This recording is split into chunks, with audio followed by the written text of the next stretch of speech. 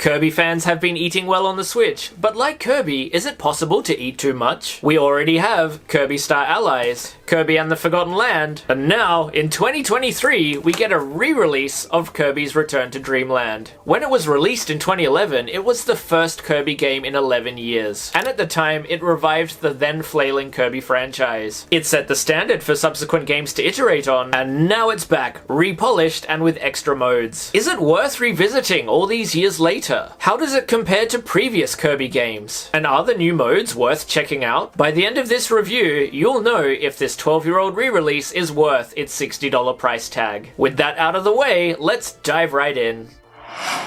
The game starts in typical Kirby fashion. Kirby is enjoying his peaceful life on planet Popstar when an intergalactic traveler arrives to bring chaos with them. This time, it arrives in the form of Magolor, an interdimensional traveler arriving on his broken ship. Begging Kirby and his friends to chase down his ship's missing parts, our heroes set out across planet Popstar, with visits to an alternate dimension on the way. While the simple 2D platforming with copy abilities is back, what sets Return to Dreamland apart is its super abilities, power-ups which appear occasionally that make Kirby feel like an overpowered badass. These include giant swords, hammers, fire dragons, a giant snowball, and more. These sections have a small puzzle, which results in a trip to another dimension, where you'll have a challenging segment culminating in a mini-boss battle for collectibles, required to 100% the game. These segments offer a nice change from the typical Kirby gameplay, and I really appreciate the level of challenge that they bring, as well as Return to Dreamland's overall higher than average difficulty level. While it is still a Kirby game and still quite easy, I appreciate that the difficulty level ramps up over the course of the game, and in the final two worlds, you'll actually start losing some of those lives you've accumulated over your adventure. What I love about this game is that Kirby is essentially an unstoppable murder machine, killing enemies and stealing their abilities to kill more of them. Yet, there are segments where Kirby is required to carry an item like a key to progress, and doing so removes Kirby's attack and double jump. I can't stress how fun and genius this is. You get conditioned to being an unstoppable killing machine, only to have all of your abilities taken away and get challenged in a new way. Suddenly Kirby feels vulnerable, and you're forced to play in a more careful way and take more risks. This is something I hadn't considered on my original playthrough all those years ago. This is but one way Return to Dreamland keeps Kirby fresh and challenging, which makes the overly easy Kirby Star Allies seem dull in comparison. While I still think Planet Robobot is the best 2D Kirby, Return to Dreamland is a close second. Just great stuff. As for new content, there is enough to satisfy a return playthrough. There are two new copy abilities, Sand and Mecha, which give Kirby some fun new playstyles. Mecha in particular is very fun to play around with given how fast it makes Kirby fly, and its charge weapons are so overpowered and broken it isn't funny. The new theme park, Merry Magoland, is one of the most pleasant minigame compilations I've encountered, perhaps since Pokemon Stadium 2 way back on the Nintendo 64. These minigames are incredibly simple, which is what makes them so enjoyable. The best one, Samurai Kirby, only requires the use of a single button. I could play these easily with my partner who is a non-gamer, which exemplifies the Kirby series' overall utility as an entry point for new gamers. One of the biggest selling points, at least for me, is the inclusion of a new side story, Magolor Epilogue. This is in line with other Nintendo re-releases, where a new game mode is added using recycled assets from the main game. A good example is Bowser's Fury from the re-release of Super Mario 3D World, and Future Connected from the re-release of Xenoblade Chronicles. It's always baffled me that Magolor is such a popular character, especially here in Japan, as, minor spoilers ahead, he is a traitor and war criminal and is not worthy of the redemption this franchise has given him. Anyway, set after and available only upon completion of the main story, Magolor is lost in an interdimensional abyss, having lost his powers after his defeat. He has to find his way out, recovering and upgrading his powers along the way, facing down reskinned and powered up enemies and bosses from the main game. It's incredibly challenging, and has this insanely powerful final boss which killed me about 20 times before I could just scrape through. I actually really enjoyed this mode. It makes me wonder if this is an experiment or beta test for an upcoming Kirby game that uses RPG elements. While Kirby has always been an unstoppable killing machine, having a Kirby game with a weak character that levels up and grows as the game progresses is an incredibly refreshing take on the formula. Coupled with Forgotten Land's upgradable copy abilities, HAL Labs' continued flirtation with RPG elements is clearly hinting at something, and I can't wait to see if anything comes of it. Please, we need more of this. Despite all these positive aspects, there are some issues with the presentation. Despite character models and backgrounds being redone and looking absolutely stunning, there are a few strange choices. Cutscenes are back and have been visually redone, but they're betrayed by the weird filter overlaid on top. I think it's meant to look like a painting or storybook, but I'm not really sure. And then there are no sound effects or voice acting. It is Kirby after all, and we don't need full voice acting, but a couple of groans and other sound effects here and there would be nice. In a late game cutscene, Magolor has a lengthy monologue. It has a lot of subtitles with no sound, and it's so weird and oddly unengaging. It's similar to the lack of voice acting in Pokemon, and most players will probably just tune out during these cinematics. Considering the sheer effort that was put into glowing up a 12-year-old Wii game, it's a bizarre and disappointing omission. A lot of Kirby games have done these quiet cinematics, and it's high time that they're done away with for something more exciting. So is this game worth $60? Well, if you're a diehard Kirby fan like me, you'll find plenty to enjoy. It was an absolute trip revisiting this classic. I have played every single Kirby game, and the first game I ever completed as a child was the original Kirby's Dream Land on the Game Boy. Subsequently, I've built my whole personality around the Kirby IP, so you can trust me when I say that this is one of the best. If you're new to Kirby, you have a few options on the Switch. I'd recommend Return to Dreamland over Star Allies, as that game has a lot of issues, and Return to Dreamland feels much more coherent and satisfying to play. The 3D Forgotten Land is still the best Kirby experience on the Switch, but being 3D, it is an entirely different experience, and it will come down to your own personal preference on how many dimensions of Kirby you want to experience. If you have a family or live in a share house, Return to Dreamland is the best multiplayer experience. With its easy-to-use co-op mode and fun mini-games, this game is the best entry point into the series. Considering all these, I do think it is still a worthwhile $60 purchase. While recently we got Metroid Prime Remastered for only $40, and that had an insanely gorgeous glow-up, Return to Dreamland does offer a lot more content, as well as variety. To sum this up, Kirby's Return to Dreamland Deluxe is an excellent Kirby game, a fantastic platformer, and worth picking up if you're curious.